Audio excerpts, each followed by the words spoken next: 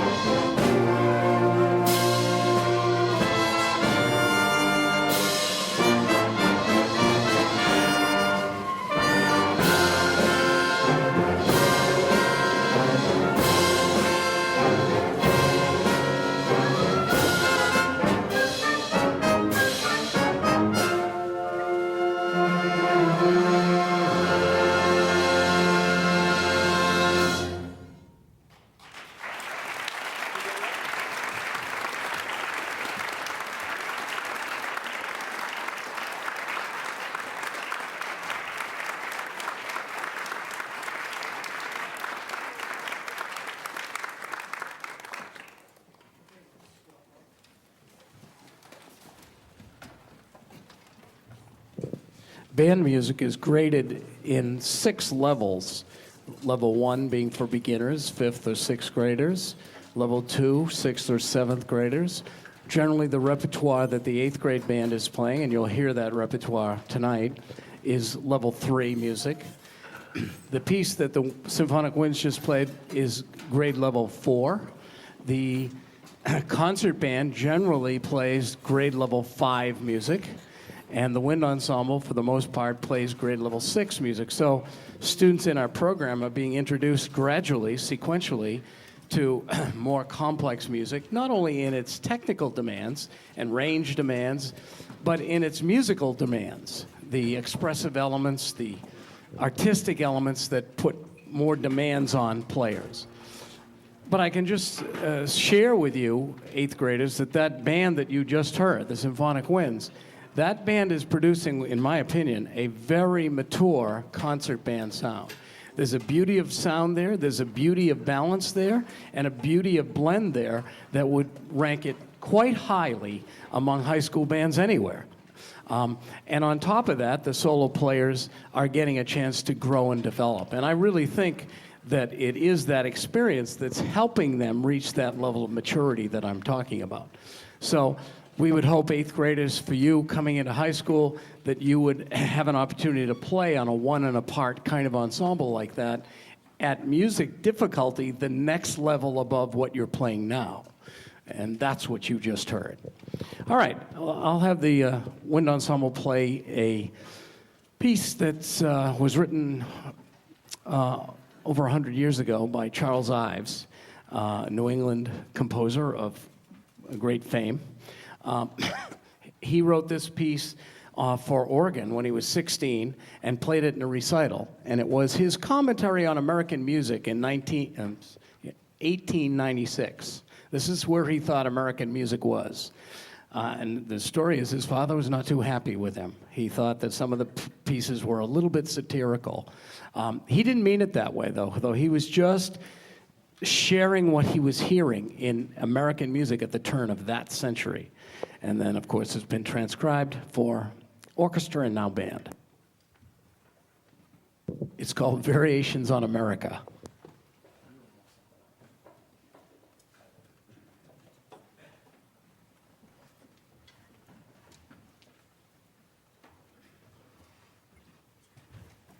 So if you're a freshman in this program, Symphonic Winds or Wind Ensemble, raise your hand. Okay, so they're mostly here. Sophomore, some juniors, a little more here, and seniors. So you would expect older players to be more experienced, but there's a lot of factors that go into that. And so we allow the students to mature at their own rate, depending on how much time they want to practice, how many other commitments they have. They can find a place where they can do something at a high level within their technical facility, or at least that's our goal.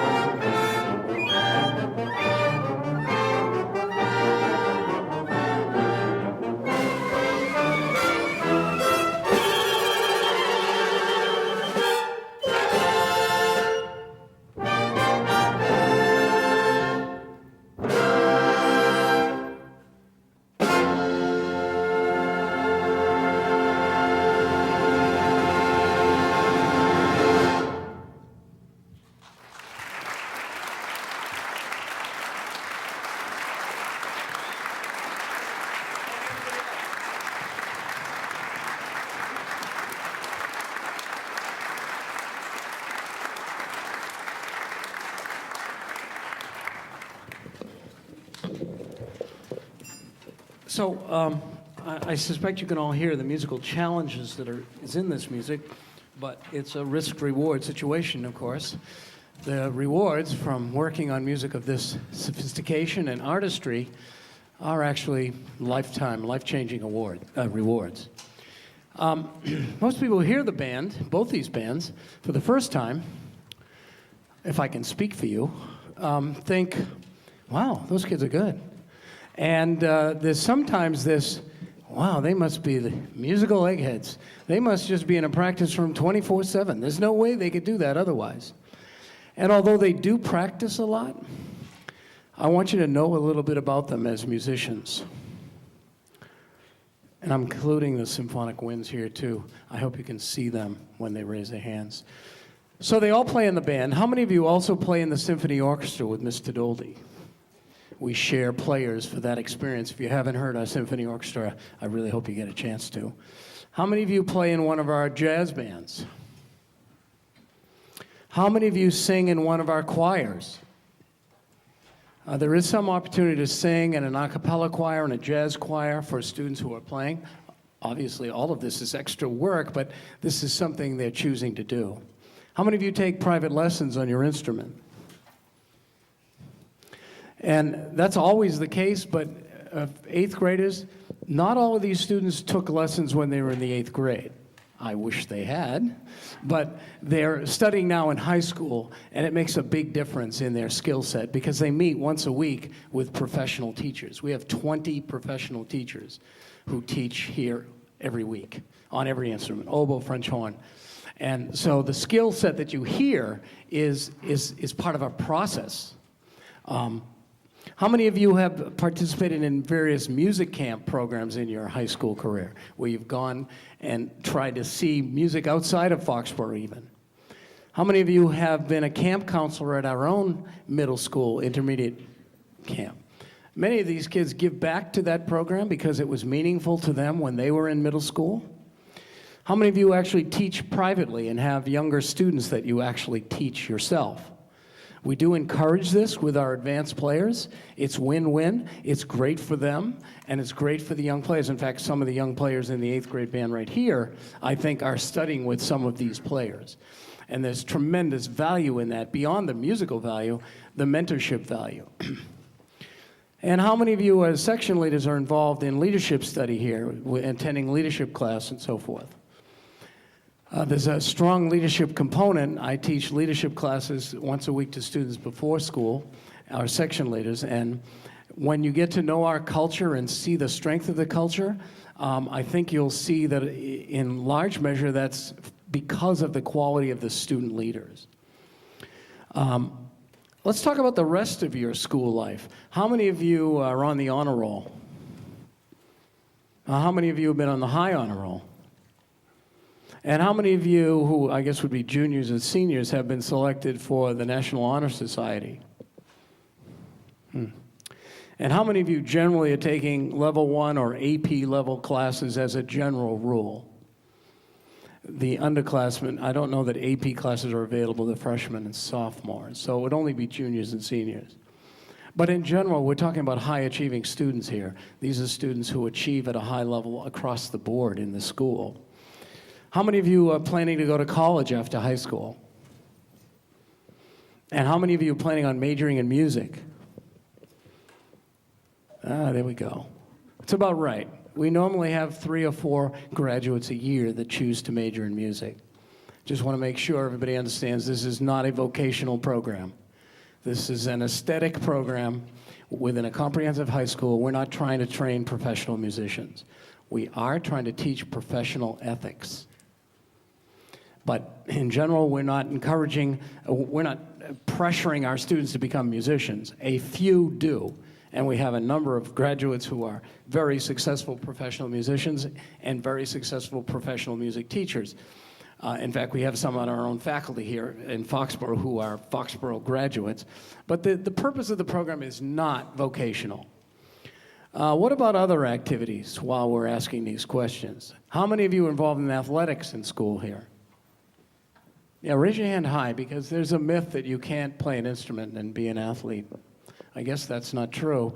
How many of you are involved in athletics outside of school, some other type of athletic programs? That could be swimming, or there's a lot of them, as you can see, and I know that they do, tennis and a variety of sports that aren't necessarily affiliated with Foxborough High School. But as you can see, a number of them are. How many of you have been involved in school student government or student council, a class officer, something like that? So yes, we always have some student council members. What other activities? We have drama club members here? Guess not.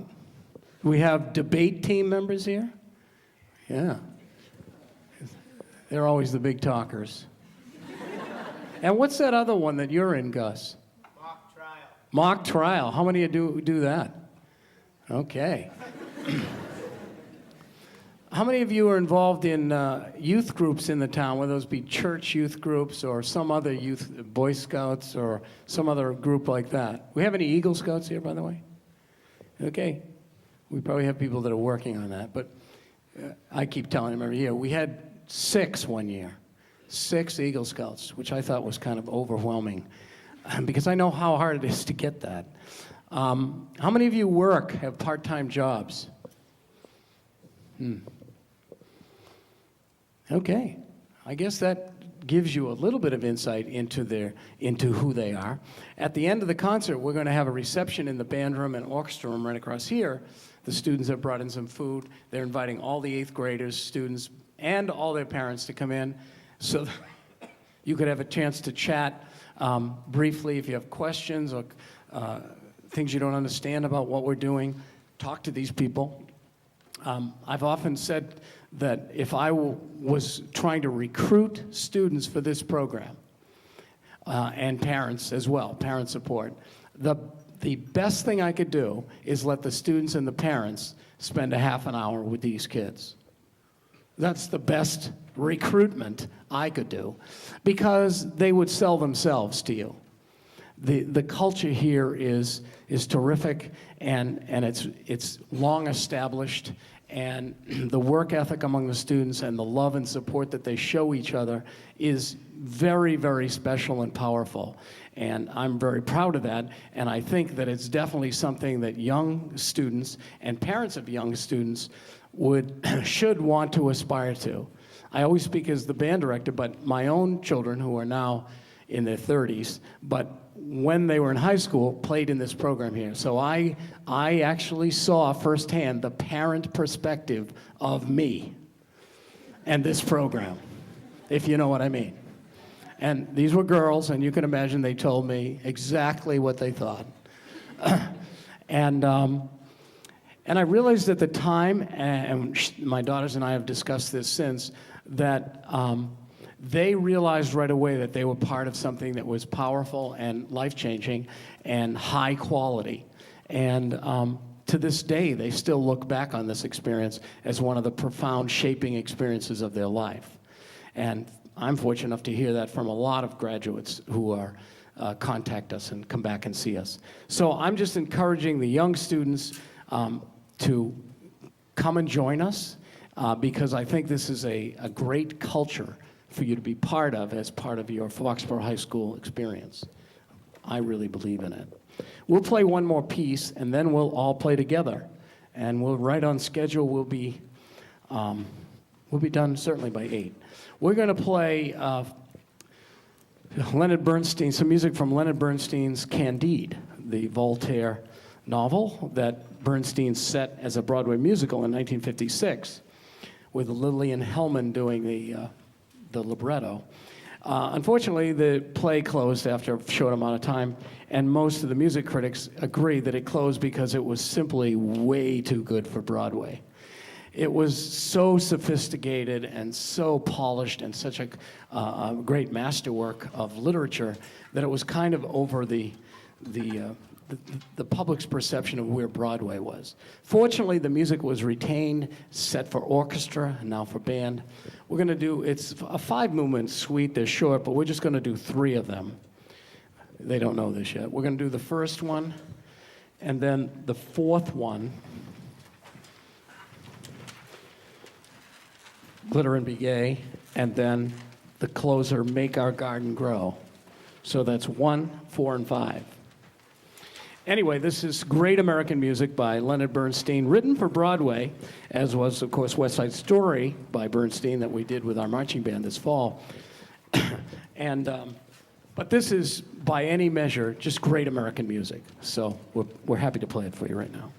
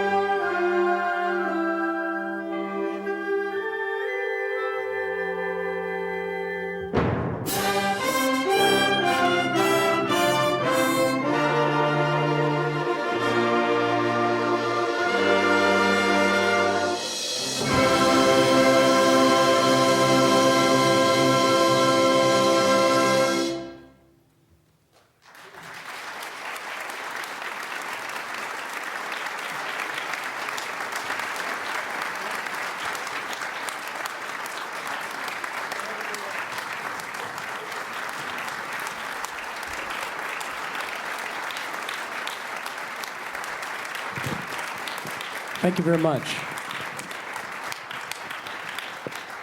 We're going to ask the 8th grade concert band to join us now on the stage. We would love to have them play with the entire concert band, but as you can figure out, we wouldn't fit on the stage. So we decided to have them play with half the band, and we'll see how that works. I had my first opportunity to work with the 8th graders a week ago. On Tuesday, we had a rehearsal, and I want to tell them and you parents that I was extremely impressed with the quality of their work. This is an outstanding 8th grade band, and they're playing sophisticated music in a very mature manner. So I hope that playing it alongside more experienced high school players has been a source of inspiration to them. And but they don't need us to play this music. They sound fine on it. But I think it's a great opportunity for them to, in a way, play in the Foxborough High School Band right now. So we're going to begin with a piece called Zeal, a contemporary band piece. And Mr. Albro, it's all yours.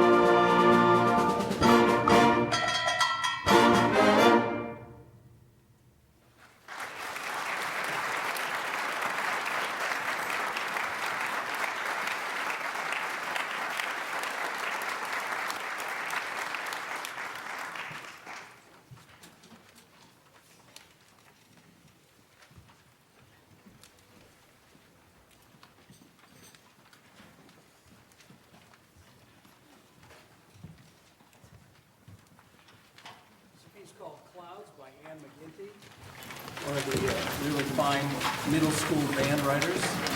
today. And she's just setting 3 different types of clouds. So it begins with a cumulus cloud, and then we get the thundercloud. You figure it out. But the point here is to get students thinking about music expressively in connection with nature, because composers have been doing that for centuries. And so how we connect to nature in the arts is always important, and this is one example of that. This is also a chance for us to work on playing soft, which is the hardest thing to do.